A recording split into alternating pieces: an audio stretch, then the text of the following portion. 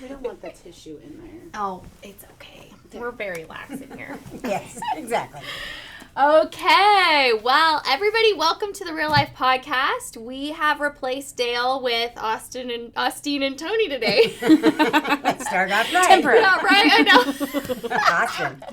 Yeah, so anyways, no, I am so excited to have these amazing ladies on. We're going to be talking about teen pregnancy today, and they're just going to be sharing their story. So as always, come with your open heart, open mind, and we're going to have a great conversation. So I have some questions for you guys, but before we get into that, you guys want to tell our audience a little bit about you guys?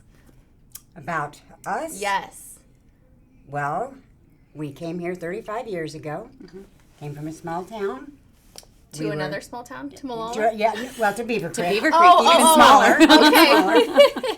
And then I met with my husband now, Stretch, and our life has totally changed since then compared to what it was prior to. Okay. In fact, my family calls it pre-stretch days and post-stretch days. Oh my gosh. Now, did you meet Stretch after Austene? Yes. Okay, Yes. okay. Yes. So, Yes. And I hope you guys don't mind me sharing this story, but it's the Real Life Podcast here. You both are obviously beautiful ladies. I thought they were sisters for the longest time. And do you remember what I said to you? Let me give you a hug because I think you're going to back up because you might get that. Good for her. Not so much. I mean, It is. honored, Yes. right? You look great too, and you don't look older or anything like that. Toni, you both, I thought you were sisters for the longest time. I loved it. Oh my goodness. They're like, we can feel the tension. Yeah, exactly. Like, Yeah. Deck, Katie. Yeah. Okay, well, so yeah, my first question was, so walk us through your story. And you just kind of even alluded to it. What did life look like before the pregnancy? It was very different. Very different. Sometimes heartbreaking, sometimes lost. You know, I was born and raised in a small town. Yeah. Everybody knew everybody. There was not a lot to do for kids at that time, so you did the same things over and over again. Yeah. And, you know, during school, you did sports, you did clubs, you did cheerleading, you did... Were you a know, cheerleader? I was. Oh, I was- could see it. She's I the was- little one, so they were, Yeah, Yeah, I was the flipper. line up in there. Yeah, no, I did it all. I did it all. I was Yeah. very much a sportster. Okay. And every club you could belong to, I did. And dance team, tumbling, the whole works. That's amazing. So then in the summer times, when none of that was going on, you had a Boys. handful of things Yeah. to do. You went to the park, you went to the frost top, and you went Yeah. to the drive-in movie. Yep. And I was thinking about that this last week since we've done this. I thought, wow, that's not a lot compared to what these kids have to do today. It's true. Yeah, I mean, Harley drove across to West Lynn for a cookie. Oh Yeah. my God. Well, Crumble? Crumble cookie, yes, course, yes. yeah, I not didn't just know what the any name cookie, was. Toni. Sorry. Just kidding. But I just think of little things like that Yeah. you know, growing up in such a small town, Right. we didn't have anything like that at all to do. It was just, like I said, you did the same things over and over again, but you enjoyed them because that's what it was. Yeah. You know? Yeah. You didn't know So- differently. You know? No. Until we moved here, you just thought that was the big The world. norm. Yeah. That was, that was the world. So. Yeah. What was your relationship like with your family? I was definitely the black sheep of the family. I was. And post-stretch days, I no longer was, which I'm really thankful for because my mom and dad accepted Stretch and was grateful for the life that he gave myself and my 3 kids. And, you know, so that did change that. But I was never really close to my parents. I mean, not that they weren't supportive, because they were. But, you know, don't get me wrong. They were very supportive in the sports, in the things like that. But as far as, like, Austene and I hang out all the time. Yeah. We talk all the time.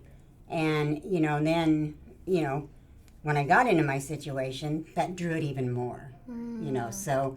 What- But don't get me wrong, they were supportive. You know, Sure. I had a good childhood, you know, so it's kind of a little bit of both. Yeah, you know, and everything, especially as a parent now, like we can look at things and be like, oh, like I want to improve that, and that's what we want for our kids to improve what we did always. So you can always like look at the good, but also be like, okay, I would want to improve certain things, Right. but also appreciate all the good things like Right, you're doing. and there was a lot of good times. You know, Yeah. there was a lot, but it wasn't like, definitely not like Austene and I have. Yeah, You know, yeah. and I kind of feel like I missed out on something there. You know, my mom was a great mom, but just it wasn't that relationship, you know. How many siblings do you have? I have had 2 older sisters and a brother. One is passed on, but then my second to the oldest sister and my brother, and they're all older than me. What do you think, like looking back now, what do you think made you the black sheep? Like what were the things that were not the norm for your family? What made it that way?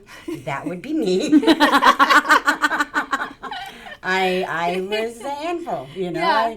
I even though I was busy and everything in sports, I still was a handful. Sure. And you know, you've got my brother Tom, who is valedictorian, and Lanny's, you know, band sweetheart, and all this and that, and you know, I just wasn't that person. I was more of the, you know, let's go out and get into some trouble type. And I but you know, good trouble. Right. We didn't do some of the trouble things that these kids do today. I you know, totally hear you. you know, You were adventurous. I was adventurous, yes. Did yes. you always dream about, like, were you that kid growing up where that was like, I can't wait to get out of this small town?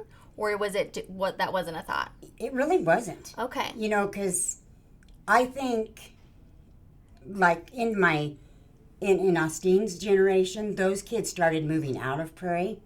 But in my generation, a lot of them stayed there. Or within John Day, Mount Vernon, Canyon City. Yep. But then as they got, Austene's generation got older, they had to move out. Things were starting to close down. You know, the mill's gone, this is gone. You know, so there's no jobs. Prairie City is a great place to retire now. To raise kids, it's not. My opinion on it. Right, You know, it's just, there's just not enough there for them. Yeah. You know, so. So walk us through, take us to, because I want, you never know who's listening. We could have a teen girl that's listening at some point. Walk us through that whole experience. So you get pregnant. I'm assuming because it was pre-stretch. So this man probably wasn't was pre-stretch. He was not a knight in shining armor. Does it sound like? No, Okay. no, not a knight in shining armor. Kissed a lot of frogs. Yeah, that's okay. We have no judgment here. This is real life. So, so that happens. You get pregnant. Walk us through what happens next. You have to tell them about how you found out you were pregnant and how that dynamic in the family. Yeah. Spill the tea. Yeah, well, Spill it. I was fortunate enough that when I did get pregnant, I had an awesome cool grandma that just happened to be a nurse. Oh. And so I didn't even tell my parents first. I called my grandma. And I said, hey, I think this is what's happening. Yeah. Can you help me out? She says, grab a Tupperware container. I'll pick it up on my way to work, which is what she did. And to this day, I was telling Austene, I don't know what she meant.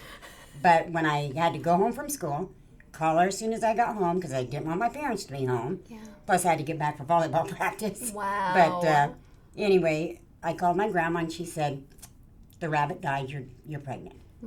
I don't know what she meant about the rabbit. I know I was.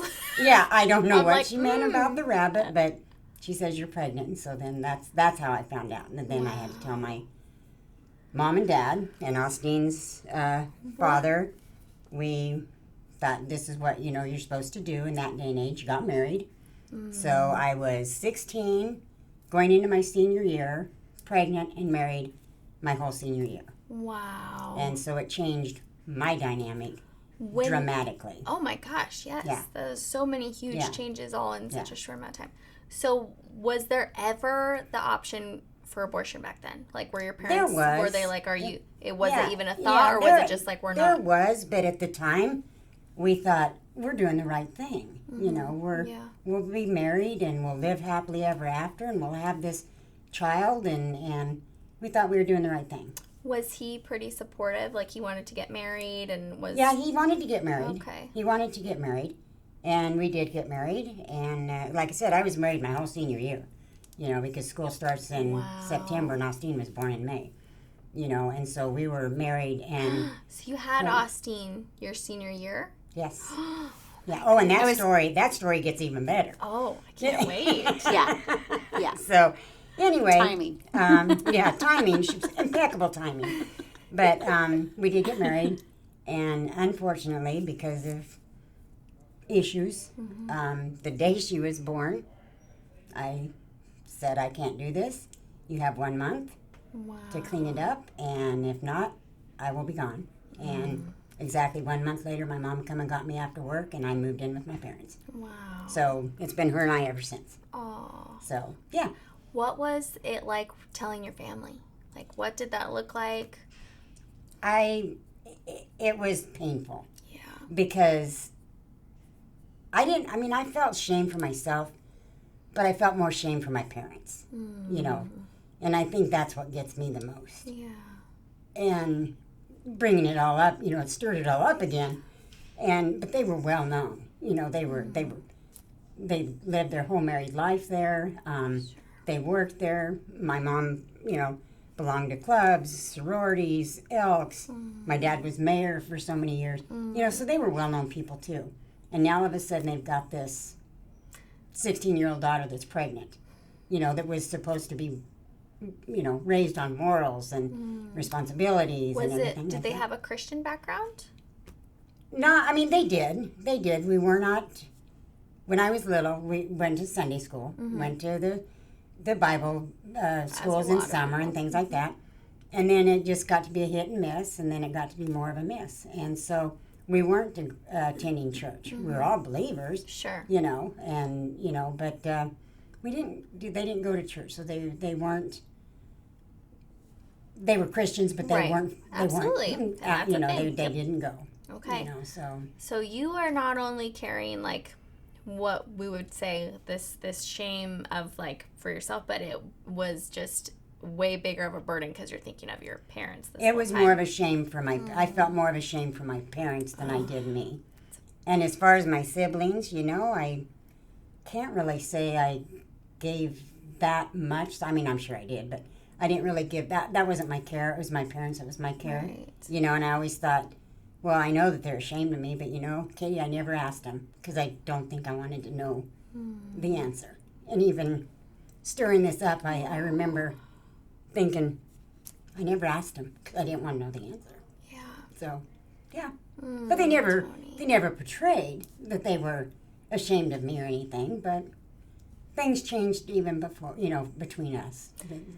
It's so, it hurts my heart so much to hear that because I'm sure if you have, and now that you have teen daughters too, it's like you maybe feel that embarrassment short term, sure, but look at this beautiful relationship that you worked so hard to. Yes. You both plan. Yeah. And I'm sure, did they get to see Austene grow up quite a bit? Yeah. I was 11 when we moved here. Yeah, she was 11. So yeah. So for quite a few years, and I never got the sense, there was no different treatment of me than my aunts or uncles' kid. There wasn't anything. I never knew any different. Yeah. Growing up, I didn't know any of this. So just a lot of internal. Yeah. For her, I think she's, and that's where I get choked up is because I see now how long she has carried this, and she probably forever will. But because you don't know the answers, and you don't probably want to know some of the answers, but you carry that, and just as we've talked, that it stirred up quite a bit for her. And I think for me, I struggle more watching anybody else suffer, or go through things. And so it's similar, right? Where she didn't want to have her parents go through that. I don't want to see my mom go through that, So, but I was 11 when we moved here. So, not a ton of time, but 11 years there. Yeah.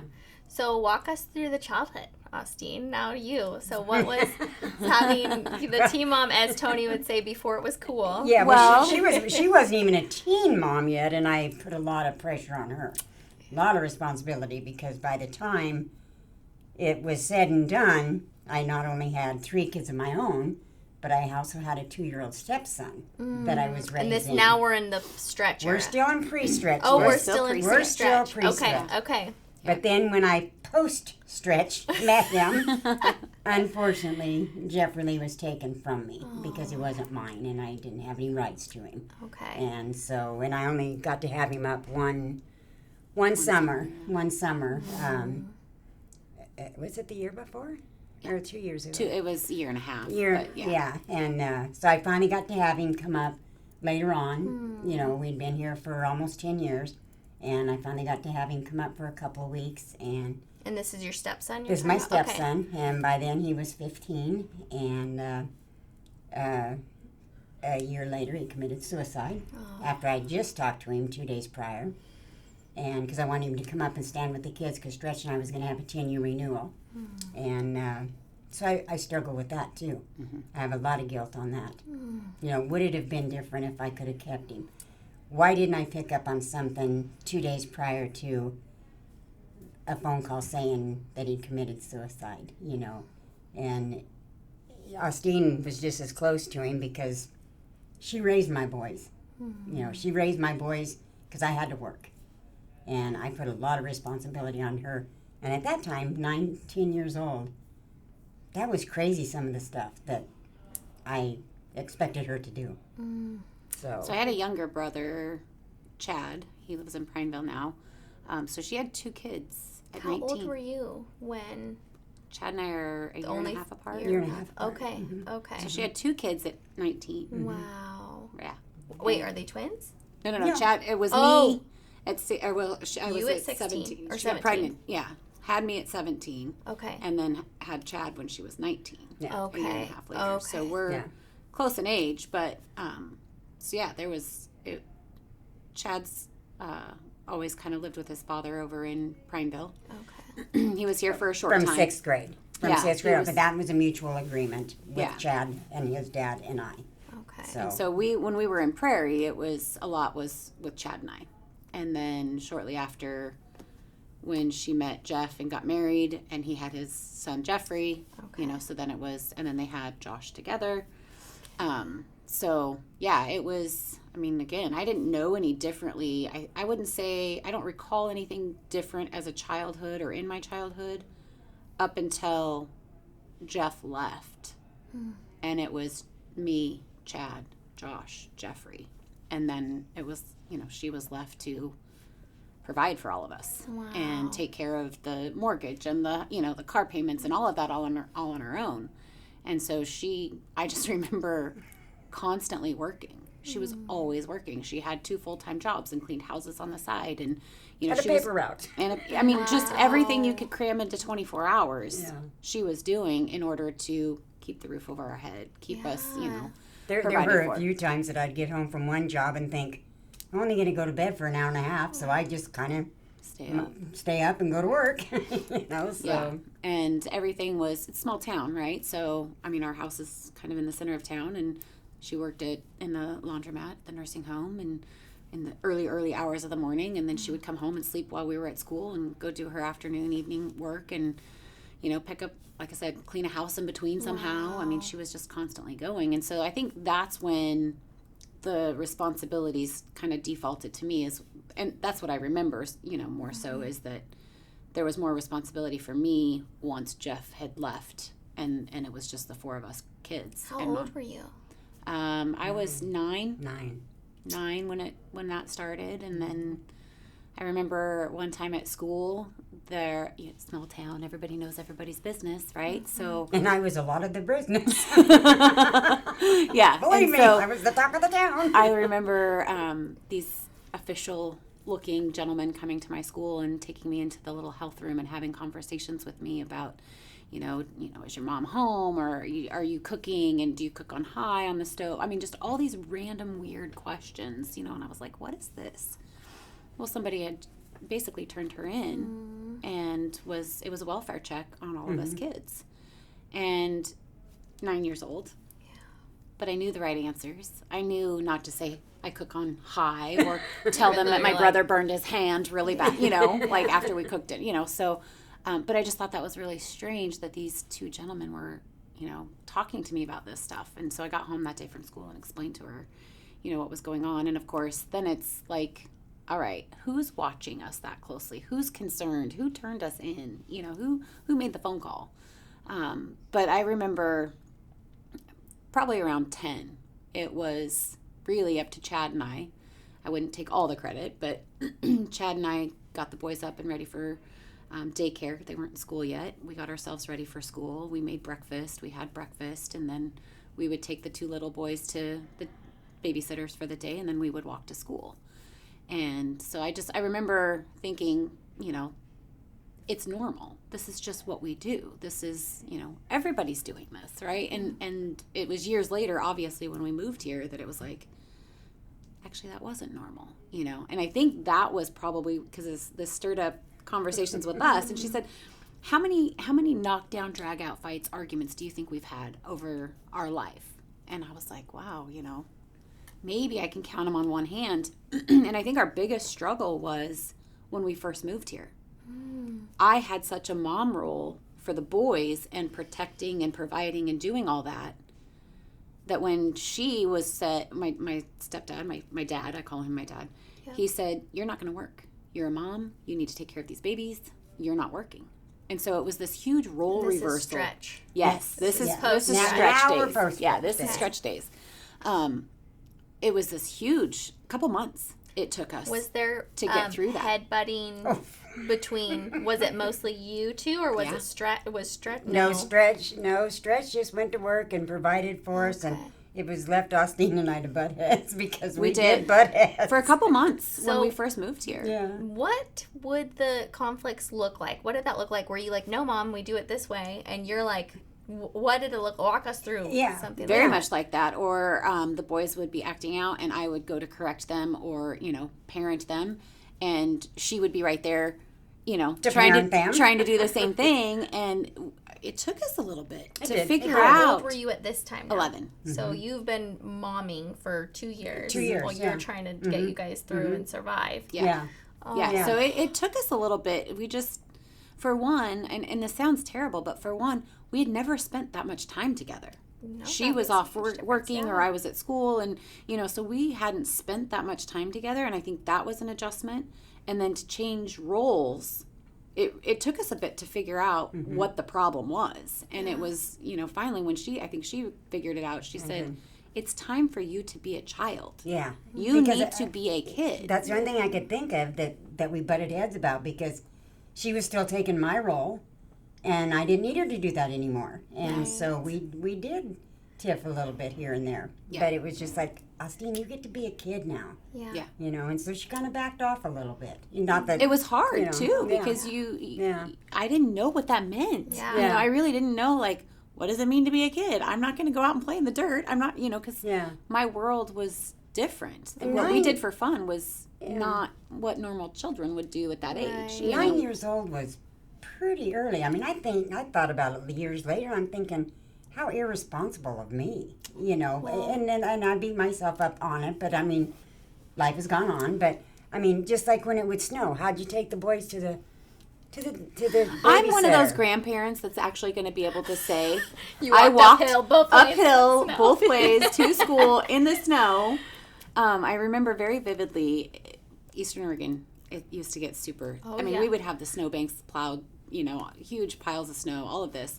And I remember very vividly calling my grandma, my mom's mom, one day, and I said, can you please take Chad and I to school? It's just too cold. It was 7 below and snowing, and it was just horrible. And the idea of having to take the boys to the daycare and then go to school, so I called my grandma. And she was not happy, but she showed up.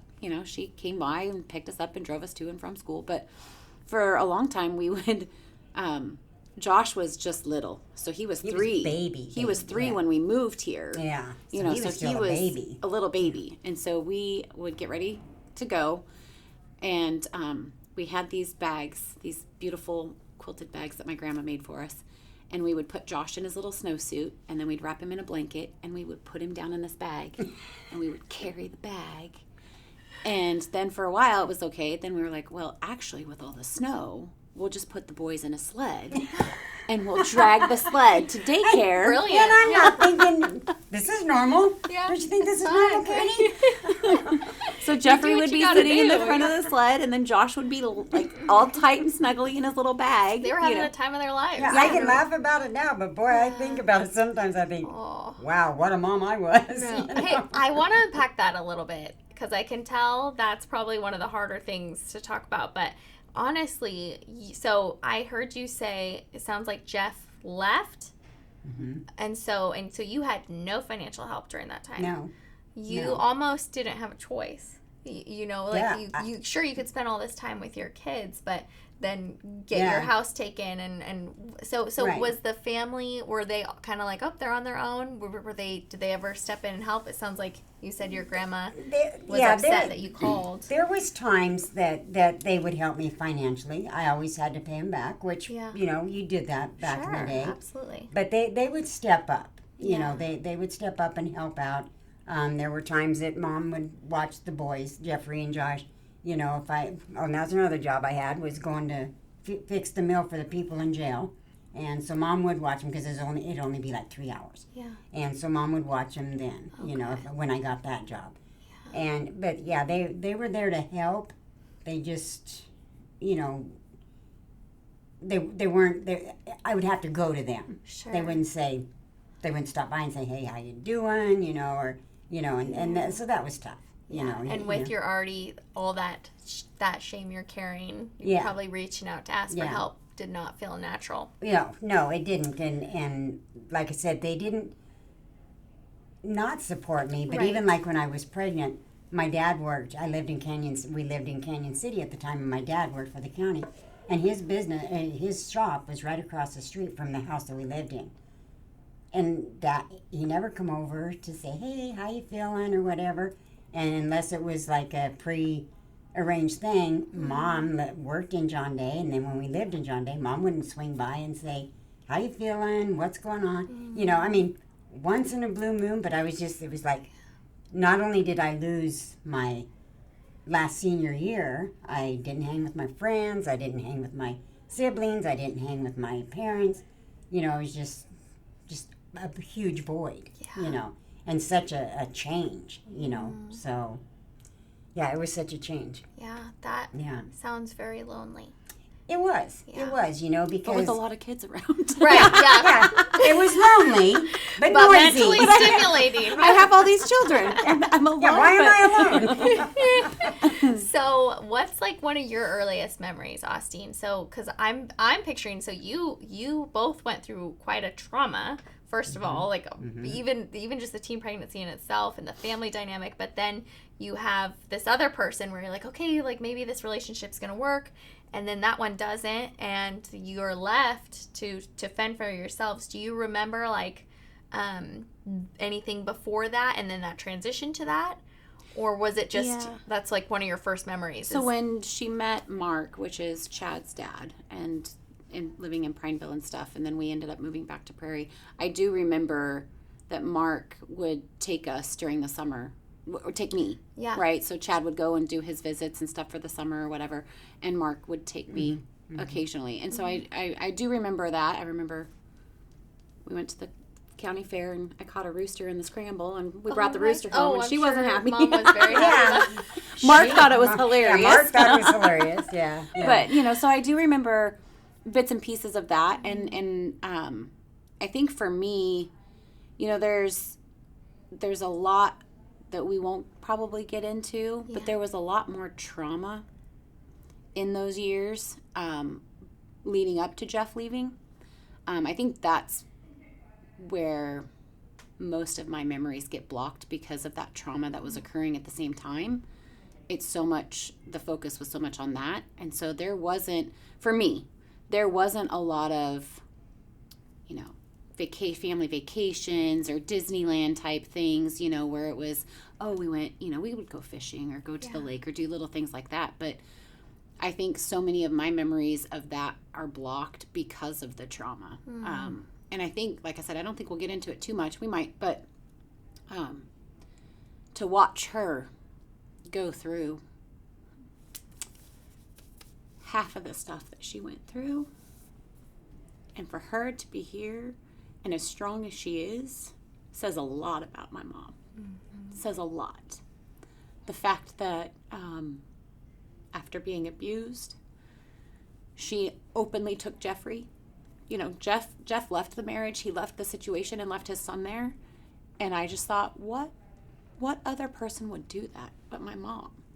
Openly, just, Jeffrey's mine. He's here. I'm keeping him. I'll take care of him. I'll provide for him. I'll do what I have to. That was one of the things that stirred up for me when we started talking about this, is just how much she has put herself aside in order to provide for us kids in so many different ways, not just financially, not just material things, but just emotionally, and just to be that rock for us was just like, you've been through hell and back. Sorry, but it has been hell and back for her. And to stand here and be like, yep, I am who I am, and I support my decisions and everything I've done in my life, that says volumes for my mom. Absolutely speaks volumes for her. You know, and even though Jeffrey wasn't mine, it just broke my heart to, once it was established that Stretch and I were an item, we had gone away for the weekend to go to I'm just going to date myself, Alabama concert. Hey, we're going to Clint Black here soon. It's not too much dating there. And I had my sister watch all the kids, and when I got back, Jeffrey Lee was gone because Jeff had gotten wind that, and that broke my heart. That just, you know. You didn't even get to say goodbye? No. And how old was he? So this is 7. 7. You're 11 around this time because it's coming close to your 2 year of being mom is slowly coming to a close at that point with Stretch coming in. Okay. And that in of itself, to think, okay, this is our family dynamic now, right? It's mom and the 4 of us, and then to have it honestly just ripped away. You know, we didn't know if we were ever gonna see him again, if he was coming back. Jeff had moved to Idaho. Yeah. So we knew it was likely that we wouldn't see him. And Josh and Jeffrey have the same dad, right? So Jeff was both of their dads. And so that was another tear in the family, you know, ribbons or fabric, so to speak. That was a huge void for all of us kids. You know, when are we going to ever see him again? And it became this pawn kind of thing that Jeff used, you know, for so many years that it was kind of like, yeah, okay, you can, no, you can't, you know. And so to watch that all unfold once we were here, and she says pre-Stretch days, I call it safe days. Yeah. This is where I just felt safe. I felt at home. I felt like I could be who I needed to be and not a mom and all of that. And so I just, you know, I knew that the abuse for her would stop. I knew that the abuse for all of us would stop. You know, so I just remember, like, it was crazy meeting my stepdad for the first time, but I just remember when we, like, packed up and moved, I'm like, we're safe. Yeah. And that just in all aspects. I knew he was going to provide for us. I knew that, you know, we were just going to have a much better life than what we had. And so I call it my safe days. Yeah. You know, but it took a lot of years to kind of unpack all of that. In what happened in those, you know, 2 to 4 years.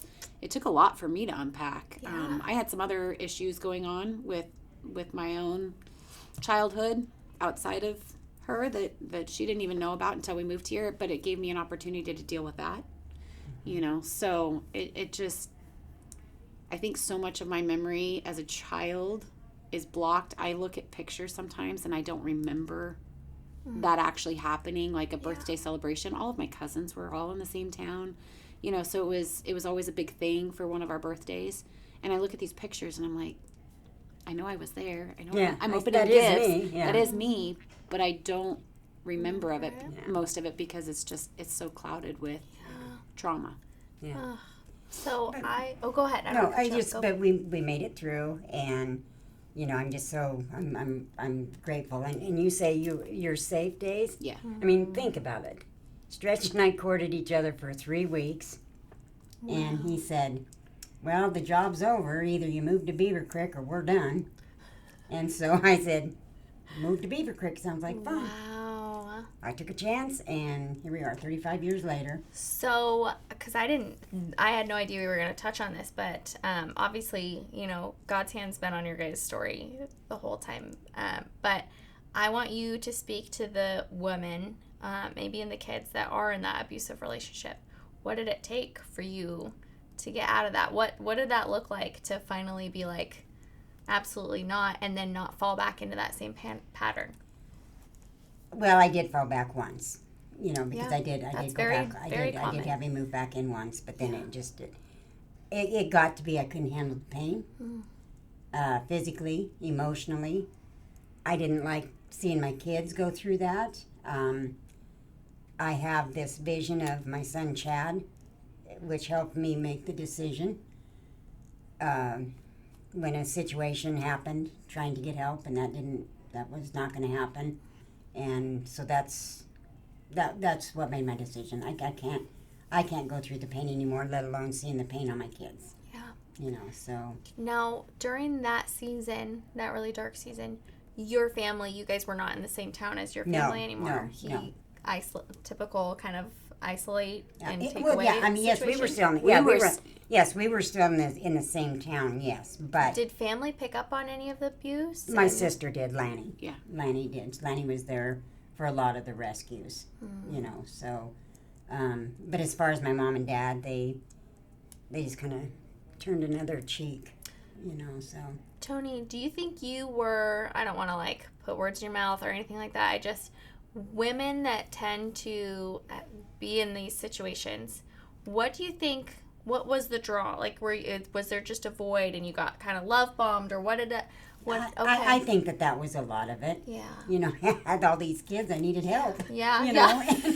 Very honest, and I love it. Yeah. And, I thought that, like I said, I kissed a lot of frogs. Every frog I kissed, I thought was going to be my prince, and then it just turned out not to be that way. Yeah. And the abuse came so many years later, though. Yeah. He was very good at being dad. Yeah. Yeah. And then, the abuse, because how long were you guys married? 7. Yeah. So in the beginning, it wasn't like that. Yeah. It wasn't like that. And then alcohol played a huge factor in it. But it was more toward the latter part of the years when the abuse became more, I guess, evident in front of us. I think it happened more behind the scenes for a while before we knew about it. But again, small town. So if you're at your place of work and he's there and it's creating a problem and other people were starting to notice, I mean, the police were very familiar with this situation. I remember my uncle,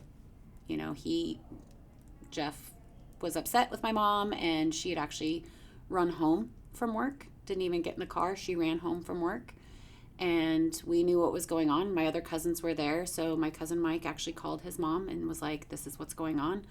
And my Uncle Mark went to get the police, and the police are like, she won't leave. We're not going to go and do anything this time. And so my uncle was speeding through town so that he would get the police to follow him, to pull him over, and then pulled into the driveway. So a very small town, it became obvious to other people, and then it started to kind of leak out more. And I think at that point, we knew that this has probably been going on longer. He actually came after us kids a few times, so especially my brother Chad, because Chad was, he was the oldest of the boys, and so he was going to protect his mom and his, his siblings and stuff. And I think that's the incident that you're talking about that was the final one. Yeah. That was by far the worst. I couldn't do it anymore. And this is Josh's dad, and Josh didn't know about it because he was so little. He didn't know about it for the longest time. Yeah. Because I didn't want to tell him. Yeah. And then it just came out because, and I'm sure that broke his heart too, Yeah. And he feels bad that his dad did that, But it's not his. It's all in the past now, so. Yep. And you are not your parents, and right, you're not. Right. You can't be held accountable for what your parents do. Right. But yeah, it's been a tough go here for a while. Yeah. Yeah, and thank you guys so much for I'm sure people are like, get to the stretch days. yeah. Let's but get to this the is happy so part. Important because so what would you tell someone? What's your guys' advice to someone just in that season? Someone that's listening that's like, I'm in that right now. Well, what would you tell them? As far as going way back to the beginning of the conversation, that it was 16 and pregnant. From what I experienced is just to have parents stay there, have them be present, not just emotionally, but physically. And I think that makes a lot. I think, my parents were there, but not there for me. That just, they weren't present. They were always there to support and help if I asked, but just digging deeper. Yeah. And leave conversation open wide. you know, because Austine and I have a very open, conversation relationship. My mom and dad and I did not. You know, we just did not. And, yes, I felt shame for them, and that's probably why I felt the shame for them. But I wanted to tap on one thing that you'd mentioned earlier when you was asking the questions, because it was how did the community take me as this pregnant girl, and and what meant something to me, and I got to thinking about that the other day, and here I am, anybody that knows me, I'm not very big. Here I am, 150 pounds, all pregnant from head to toe, and I'm graduating. And I graduated May 21st at 3 o'clock, and Austine was born at 7:37, May 22nd. Beautiful timing. 2 weeks late. 2 weeks late. Oh my Thank gosh. God. Thank God. But That's hilarious. you get the stink eye from a lot of people, in the town or whatever. But the day when I graduated, you went to the back of the gym and people came by and did the handshake and the congratulations. And there was actually quite a few people that wished me luck. That said, I'm proud of you for graduating, because that was my goal. Yeah. I needed to graduate. I knew that. But that meant something to me. Yeah. I mean, there were still the naysayers, but, and the looks and everything. But there was a lot of people that just, I thought we was going to have a baby during this. And so I felt that made me feel like I was going to be okay. Yeah. That the whole community wasn't looking down on me. So, yeah. No, that's so impactful how one welcoming thing someone says can have that ripple effect. Right. And I think I love what you're touching on, because we're actually doing an episode here in a couple weeks on purity culture. Because for some reason, Christians tend to, it's like one of the cardinal, we're very focused on a lot of sexual sins, right? But it's there's so many other sins. I'm not saying not to focus on it, but especially in a pretty predominantly a lot of Christians are, pro-life, which is a great thing, but it's okay, but are we coming across like we're going to welcome the mom and the baby with, that's such a big, important thing for us to take the responsibility as the church. We don't want a pregnant teen to walk into the church and ever see a stink eye. That would be, if I could say anything, that would be the goal, is welcome them with open arms. What can we do? So I love that you're saying that. In Foothills Church, I could not even see that happening. It wasn't until Josh said, after Jeffrey Lee died, I needed something in my life. So I did turn back to the Methodist Church, which is just right up the street from us. And I was born and raised Methodist. Okay. And then I just struggled with the pastor there. I apologize for that, but I did struggle with the pastor there. And then Josh says, try Foothills with Melody and I. And the minute the music started, Katie, I was in tears. I knew I'd found my home. And you just can't even imagine what Foothills has helped me to deal with in my past, my present, and causes me to look forward to my future. Wow. And that is a true stated fact. Austine knows it. Yeah. Josh knows it. We were home. Yeah. We were welcomed, open arms. Yeah. Like she said, I can't imagine Foothills ever having a stink eye, so to speak. It's been a huge saving grace for us. I mean, even with you are aware with my oldest brother passing recently. I think I've leaned in more on this church since then than we have probably since we started coming, just because of it. It's such an environment that you can come in, you can be yourself. I think both of us, and I struggle with this more now, but both of us struggle with just being able to be ourselves and not feel like we're too much or we're too loud or we're burdensome or whatever to other people around us. I know I struggle with... Because we kind of are. We are a lot. No. We are a lot. We like to have a fun. lot in a great We're way. loud. We do like to have a good time. But Foothills just embraces that. It actually embraces me as who I am today in the shoes I'm wearing right now. And that is huge. We've been to multiple churches. We've tried, and struggled for years. And I have so much confidence and faith restored. Yes. Restored faith. Because of Foothills. Yeah, I think back by stirring all this up and everything, I think, I never lost my faith, and Lord knows I did a lot of praying during that pregnancy and everything. Yeah. But if I would have had a place to go like Foothills, that would have helped me out. So I mean, it could have helped in so many ways, possibly. Yeah. You know, some of the ways it was not going to help. Right. But as far as me and feeling the things that I feel sometimes that I've just quietly dealt with, I think, you know, it would have been a great help. Yeah. It would. Yeah. It would. So I wish I would have had what I have now through all those years, pre-stretch days. Because I think I would have come out a lot stronger, a lot better. Which is hard to imagine because you're pretty strong. Well, I pretty tried great, me. So. Well, that's amazing to hear because it's that's what you want all churches to be like, right? Yes. Like a reflection of God's love because God's not giving any teen pregnant girl the stink eye. You know, God's not shunning people. No. He's welcoming them with open arms. So that's a you know, that's a Jesus thing for sure. Yes. So I love to hear that you guys feel that at Foothills. And Going back to your question though about a 16-year-old, you know, what would we say to them or to the family? You know, it's so different. Generationally, it's so different. Back then, like she was saying, you got married, you did the, you know, the morals, all of that. Today, 16 and pregnant is glamorized somewhat, right? You've got these reality TV shows and they're millionaires now because they were 16 and pregnant. I would just say don't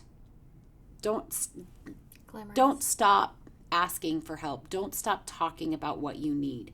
Let people know, whether it's your immediate family or the church or whoever around you feel safe with, let them know. I don't feel supported right now. I need emotional support. I need financial support. Whatever it is, don't be quiet. Don't hold the shame in. Just, you know, take every step forward and ask for the help that you need. Don't be ashamed of being 16 or 15, 16, 17 and pregnant. Just be very open about what you, like she said, open dialogue would have been a huge transformation back then. Exactly. Just having an open dialogue with family or friends or the church or anybody that's going to be able to support you.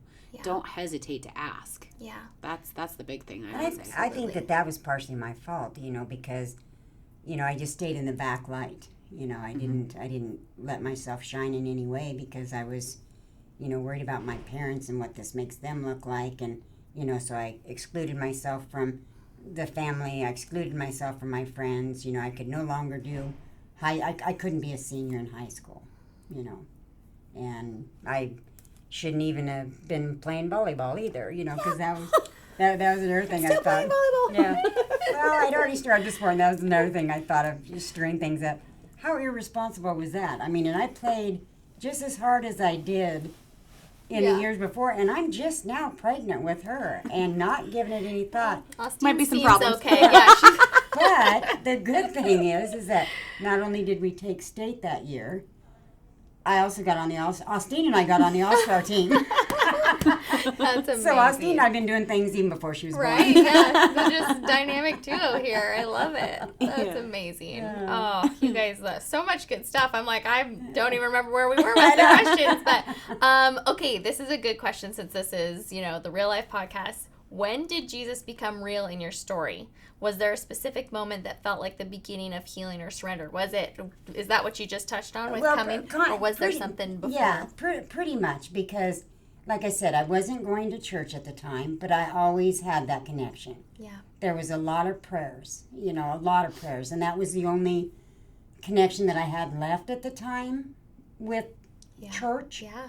But I never gave up on it. Yeah. You know, and the healing is right here. Yeah, I think you're touching on something so important too, because I think a lot of people sometimes assume that like you have to go to church to have this strong Jesus relationship, which church should be what you guys are talking about. It should be that open arm experience where you come and you're inspired to be better and to follow Jesus better. And but that doesn't mean it only happens at church. It can happen, and it should happen, you know, all the other 6 days of the week too. Well, and it's like Stretch. When he has come to church, he is so impressed by Pastor Dale. So impressed. But that doesn't mean he's going to be here every Sunday. Yeah. You know, he always says it's a wonder the church is still standing when he walks in. Oh, well, that's a lot of people. I've heard that a lot. But not only did I have a good man, but I also married a man that kind of looks like Jesus. Kind of does. Kind of does. True story. We're going to need to have a picture. There's our listeners. We were at church, and my daughter was looking through. Harley was just little. She was little, like not even 2, I don't even think. Very, very, very little. and she was looking through one of the church books, and she flips it open. During the service. There's a picture of Jesus and folks around him, and she's, Papa! Oh, Papa! We finally had to take the book away from her so she quit talking during the service. So cute. So yes, he kind of does look like Yeah. Papa does look a little Amazing. bit like him. So that's a I love protective that. thing, too. Yeah. Yeah. I love it. What about you, Austene? Same question. When did Jesus become real in your story? So for whatever reason, I was going to church in Prairie City. Yeah, you were.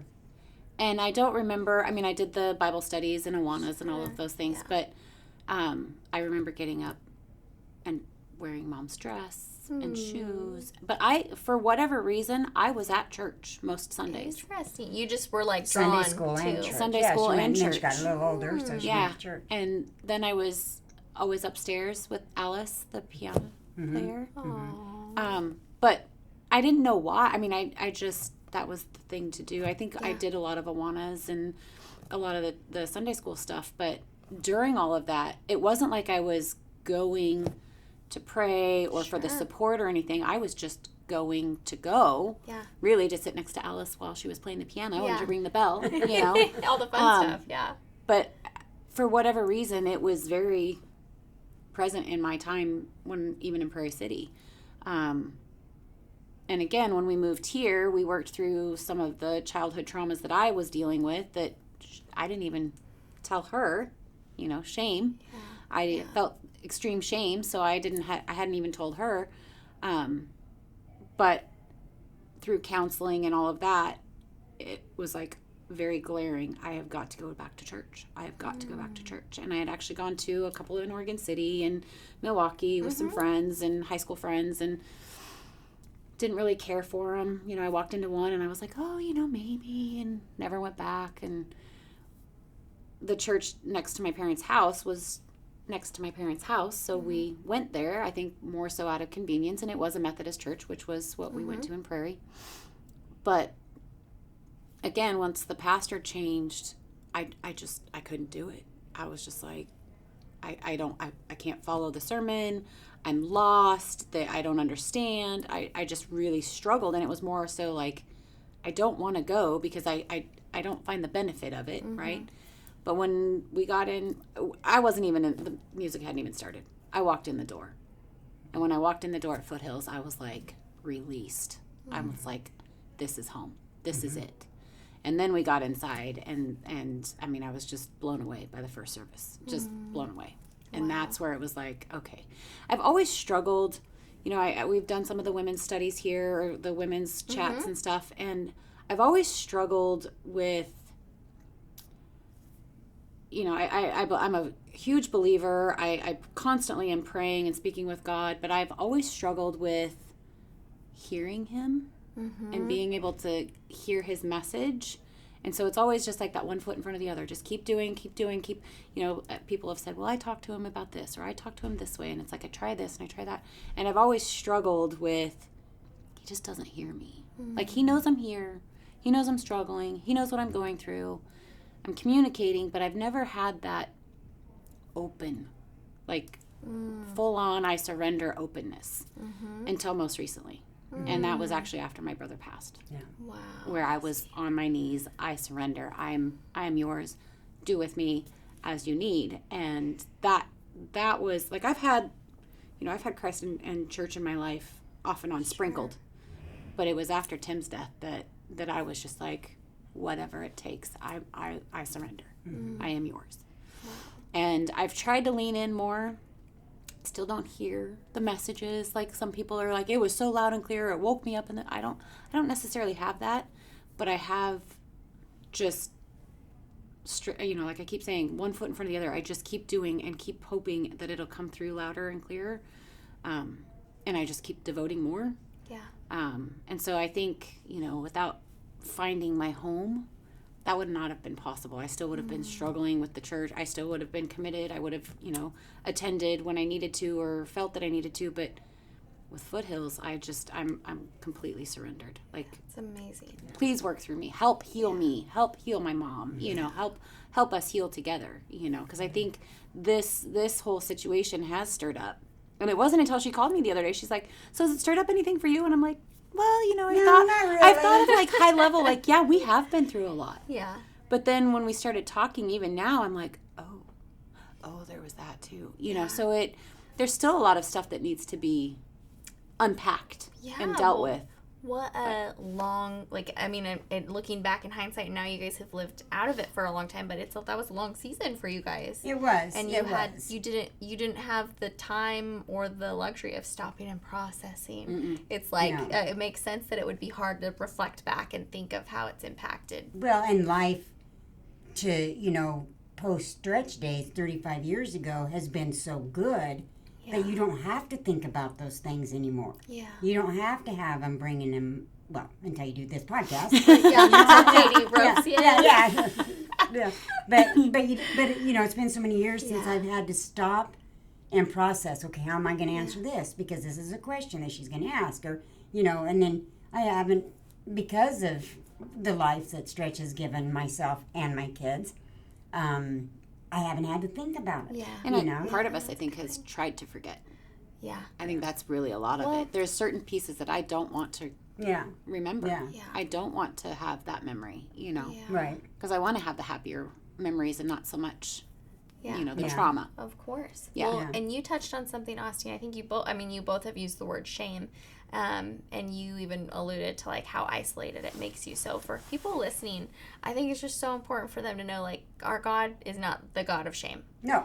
Like, that is a lie. Yeah. That Satan uses to keep people in isolation, because the only way we can heal is through connection. That's how God made us. Right, He made us to connect with others, and we're supposed to show God's love through ourselves to each other, you know? Right. So you don't get to experience God's love if you're so ashamed you can't talk about things. Well, and I felt during those early days, just pregnant, I felt like Satan had gotten control of me, and I thought, wow, boy, I really am the black sheep. I really messed up this time. But then, you dig yourself out. Yeah. And, so you start to forgive yourself from the beginning. And again, I felt the shame, but more so for my parents and myself because, I was, I made a bad choice, or we made a bad choice. And like everybody does. We lived it, and we got through it, and, I left it, and there we are. Yeah. But I feel like the big guy, the big guy got a hold of me there for a while. Yeah. And I didn't know how to, get away from him for a while. Yeah, I think that's very real. I'm glad you said that too, because that's a misconception. People that maybe don't have a faith yet or are dabbling, it doesn't mean that you're not going to ever experience hard times or go through hard things. But even when you just said that you felt the closest to God after going through one of probably the most hardest things you've ever been through, it's like I've heard someone say, and I'm going to butcher it, but it's so true, is like, God is closest to people in their darkest moments a lot of times. Right. And so Yeah, it's sometimes another way to experience it. Sometimes I felt like it was just him and I. That was all. Closed out from the rest of it. It was just him and I. You know, so yeah. Man. Yeah. You guys are just dropping gold all over the place. I know we're almost out of time here, but I know. I've had so many questions I was going to ask you, but I feel like you answered them like through just telling your story, and I love it. So, okay, honesty and healing. This is the topic, and I have 2 questions. And you guys might have answered these, so just bear with me. But what do you wish the church or Christians in general understood better about teen pregnancy and grace?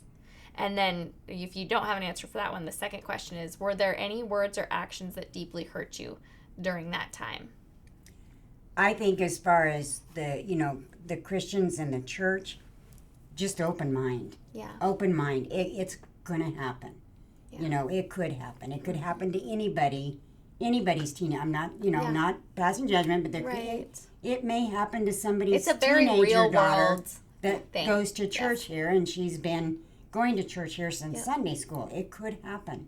Yeah. But just give them the grace. Give them the patience and the understanding. Talk with them. Yeah. Be present with them. Yep. Don't just be there mentally. Approach them. Be there for them. Yep. And as far as words of, there was a lot of hurt words when I first, because I can remember going to school, and we had decided, word had gotten out already that we were going to get married. And then immediately it was, well, you're pregnant. And I didn't want to admit to it. And no, I'm not.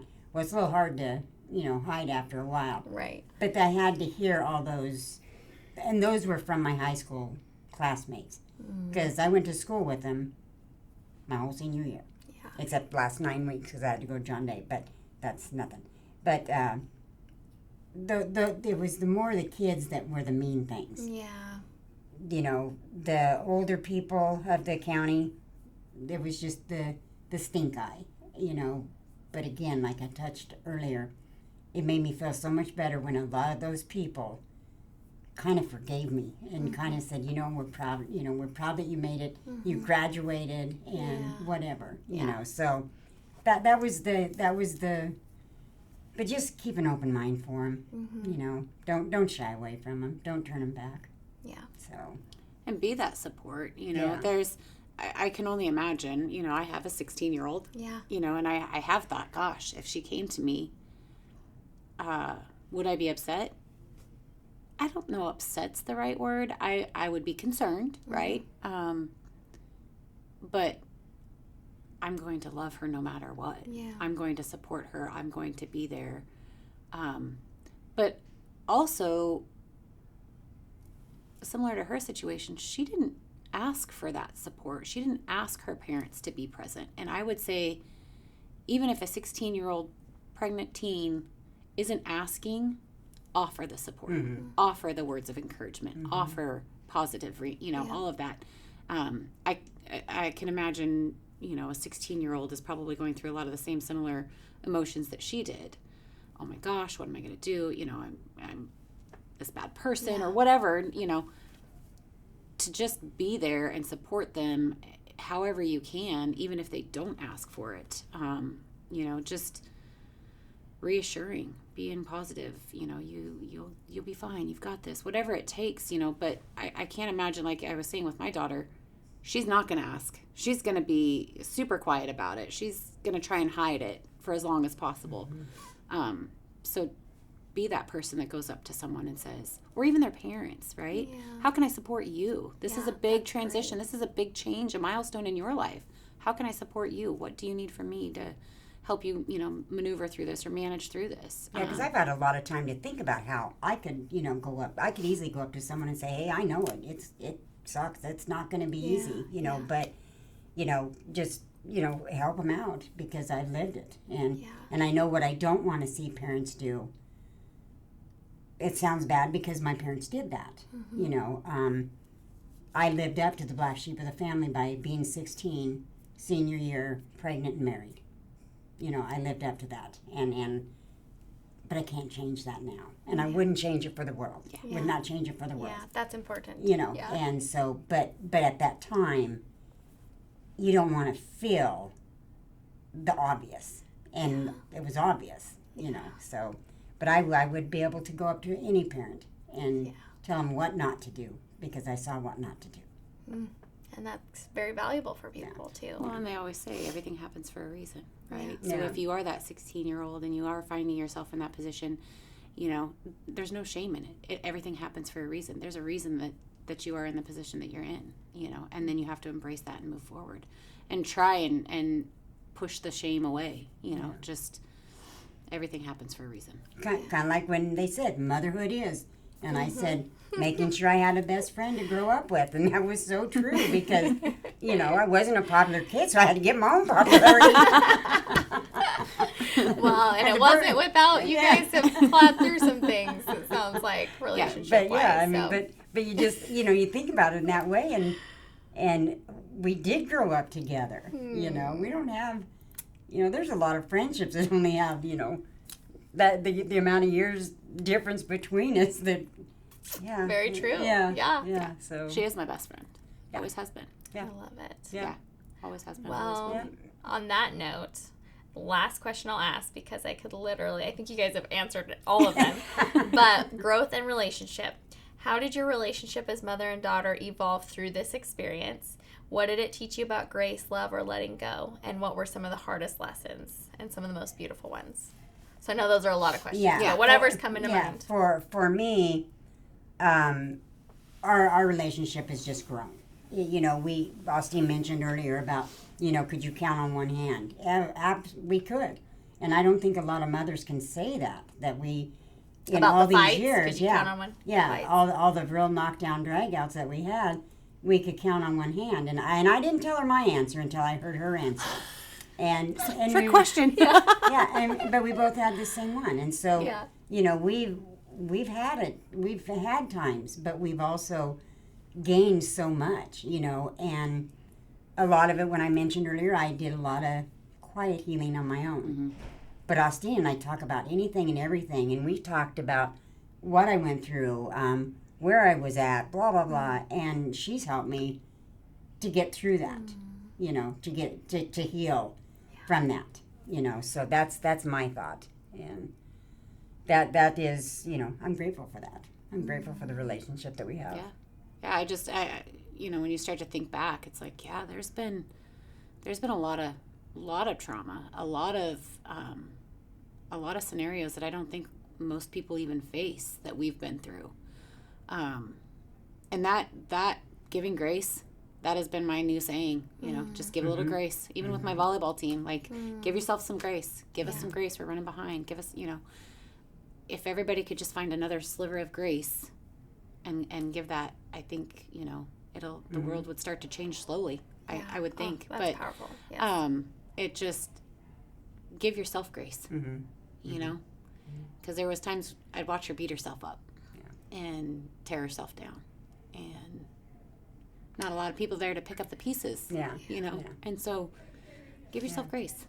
Give yourself some, and to heal. You know, like we've mentioned this multiple times, is a lot of things, even just in our casual conversation, have opened up some wounds for her, and eventually for me, once she called me and asked me, you know, but give yourself that grace to navigate through those, right? Like, I'm hoping that this conversation allows her to unpack some of those things and be like, yeah, I'm not carrying that anymore. I'm done with that. I've moved past it. I've accepted it. Right. God's grace, I'm going to just leave it here at the door and not pack it anymore. I hope that something like that, you know, and then I hope that in turn, whoever does see this, that they'll be able to do that for themselves too. I think we're more critical on ourselves, and we're the hardest, you know. We always say our mind is our worst enemy, and it's so true for both of us, because we'll just sit there and, you know, internalize and you know, make it about us, all about us. But all about us, Melba. Yeah, and it's not. You know, let go of some of that. Stop packing around guilt and shame that's not yours to carry. You know. You know, I do want to add also is, you know, we've talked about the trauma and everything. Josh and I, because it is his dad, and, you know, Josh didn't know for the longest time, and he was a little guy. Yeah, you know, he's only 3 when we moved here, and so he didn't know a lot of this stuff. And so when it came out as he was older, he's been very supportive of it too. You know, and we're close, and I'm glad of that. But I think he went into protective mode also. You know, even though there was not a relationship anymore, I think, you know, he was there to protect me, to help me navigate through what I was dealing with. And for that, I'm grateful for Josh, too, because it was his dad. You know, and so that has to be hard for Josh. You know, and he's such a good husband and provider and dad. Oh, for sure. You know, that is the farthest thing from his mind. I don't think anybody who hears these stories automatically is like, oh, they're just like their dad. Nobody that I know of thinks that way. Yeah, I would hope not, because Josh is the farthest thing. And like I said, kid, he was 3 years old when we moved here, and so he didn't know a lot of that. You know, and I'm thankful for that Josh didn't have to. You know, so he's just heard about some of it. For sure. You know, or it came to a head one time, you know, and that's when he was told, you know.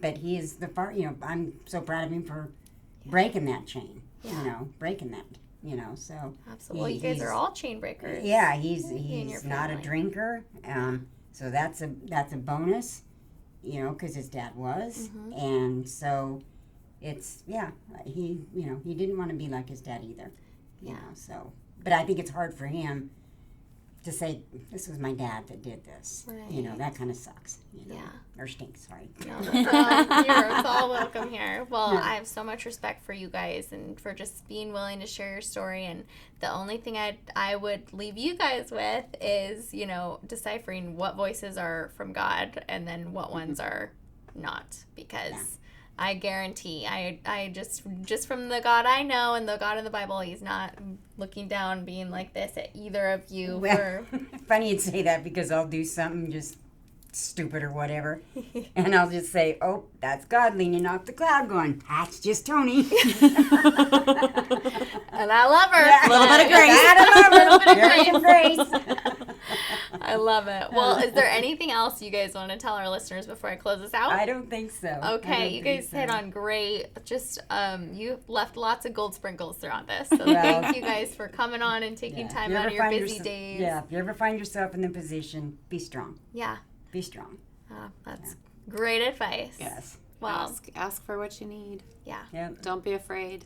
You know, I think one of the things too is if you do ask for help and someone gives you that stink eye, they're not your people. Yeah. They're not there to be your supporter. Yeah. And that just means you need to keep, you know, looking and searching and asking but the open communication, you've got to be able to be willing to say, I need support, I need whatever it might be. But Absolutely. Yeah. surround yourself with support. Yep. Yep. Keep looking for those people because they're out there. They're probably at foothills. Yeah. I mean, we're not biased, but well, thank you guys so much for hanging out with us and these amazing ladies. And if you could pay the fee, which is subscribing and leaving us a comment, leave these guys some love. Tell us how much you loved the episode, and we'll be back next week.